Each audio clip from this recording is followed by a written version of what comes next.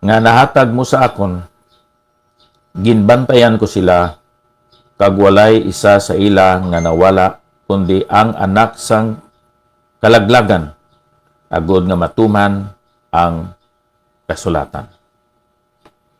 Kabay ang Ginoo magapakamaayo sa sining mga pulo nga aton ginbasa. Bahin sa pagampo ni Ginoong Hesus, iya ginsugid dito sa iya nga amay, nga iya ginbantayan, gintipigan o kon proteksyonan ang mga gintutunan nga ginhatag sang Dios nga amay sa iya, agud nga sila mag-alagad sa iya. Ining pagpili o kon ang pag-choose ni Ginoong Hesus sa sining mga gintutunan, may kahilabtanan ina sa pag-alagad. Ang pagpili sang aton Ginoo sa aton, may kaangtanan ina sa aton nga pag-alagad. Kung imo usisahon inang mga pagpili, mga tipon, kung tanaw nimo ang context abyan sa sini nga mga bersikulo, may kahilabtanan gid ina sa pag-alagad sa Dios. So ining nga mga gintutunan, may kaluwasan na sila. Naghimo na sila sa mga desisyon sa pagsalig, sa pagsunod, kag sa pagpasakop sa aton Ginoong Hesukristo. Amo ina ang kabangdanan nga si Ginoong Hesus nagatawag, naga-invite sa mga tao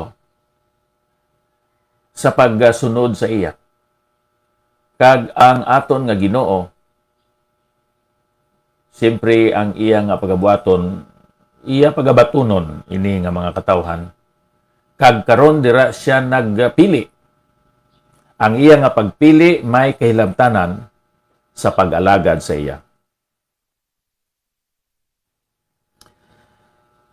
Sa iya ginpili, na 12 ka mga gintutunan, may isa gid nga wala gali sang kaangtanan sa iya. Wala nagsalig sa iya, kag ang iya ngalan si Judas Iscariote. Sino ini si Judas Iscariote? Ang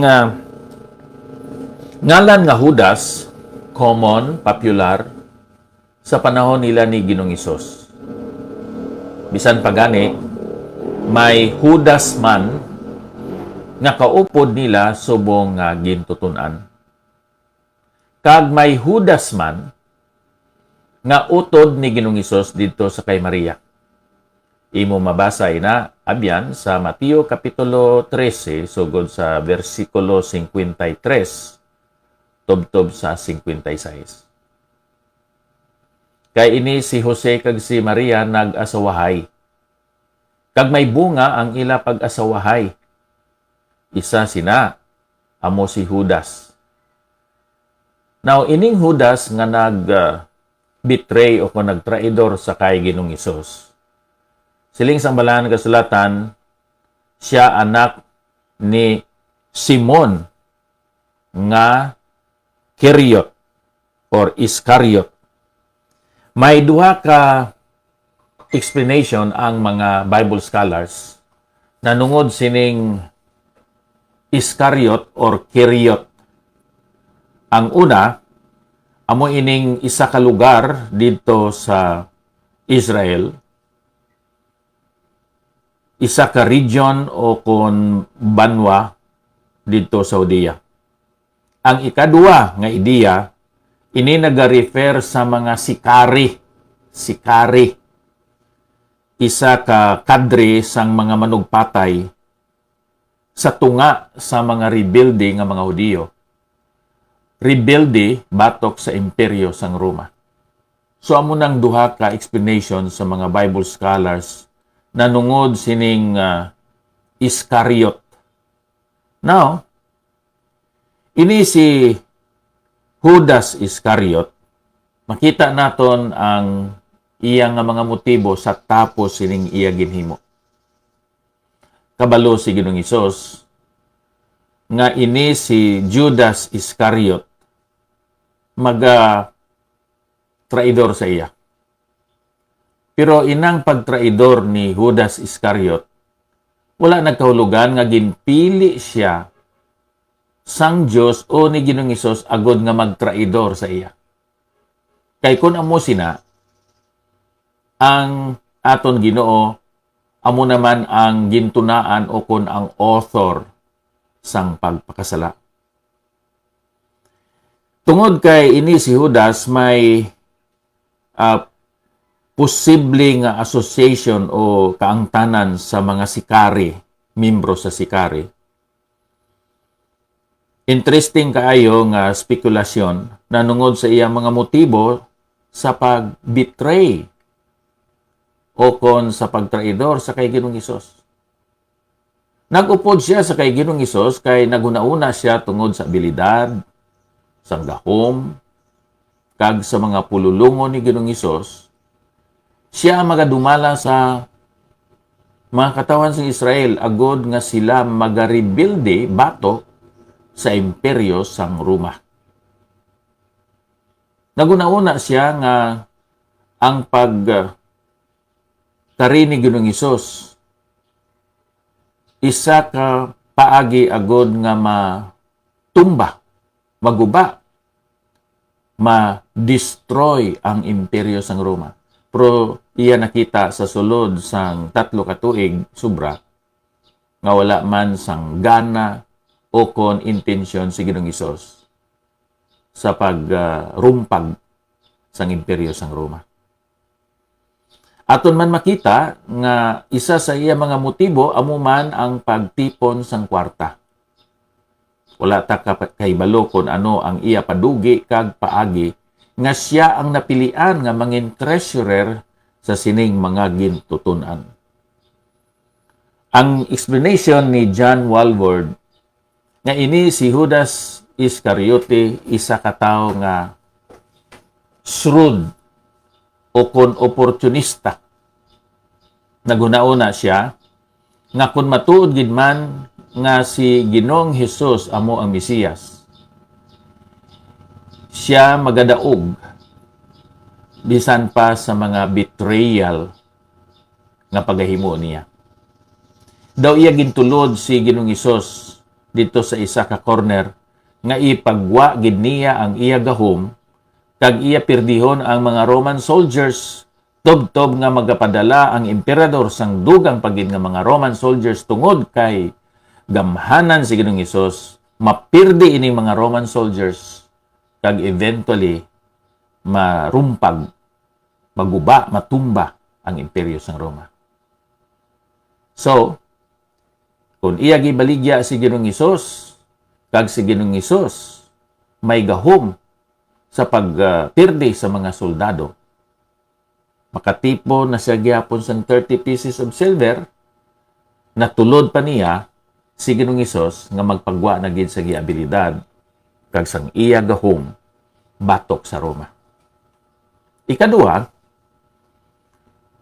kung ibaligya niya si Ginoong Hesus sa 30 pieces of silver, kag nga si Ginoong Hesus madakpan, sa gihapon, kung hindi siya matuod nga Mesiyas, nakabulig pa siya sa pungsod sang Israel. Hindi bala? Buligan pa niya ang mga religious leaders, ang mga Fariseo, ang Sanhedrin, nga matapna, mapahipos, mapatay, inang nagpakuno-kuno nga Mesiyas sa mga katawan sa Israel. So, ini si Judas Iscariote, shrewd, maalam nga oportunista. Either way, si Ginoong Hesus makapakita gid sang iya nga gahom. Pero amo ni, si Ginoong Hesus nagpadakop. Gintugutan niya nga si Pontius Pilate amo ang magatugyan kag magahukom sa iya sa mga katawhan sa Israel kag ang magapatay amo ang mga Roman soldiers. Very shrewd ini si Judas Iscariote. Importante sa iya ang kwarta. Nakaibalogin man sa ginasiling ko na sugod sa sinugdanan, primero pa, nga si Judas Iscariote amo ang betray o kung ang traidor sa iya. Di ba nagsiling naman gani si Ginoong Hesus sa 1 says, "Sitenta have I not chosen you the 12? Yet one of you is a devil." Sa Last Supper, ginpredict na nga daan ni Ginoong Hesus ang iya betrayal, kag gin-identify niya siya, sang nagsiling siya. Jesus answered, "It is the one to whom I will give this piece of bread when I have dipped it in the dish."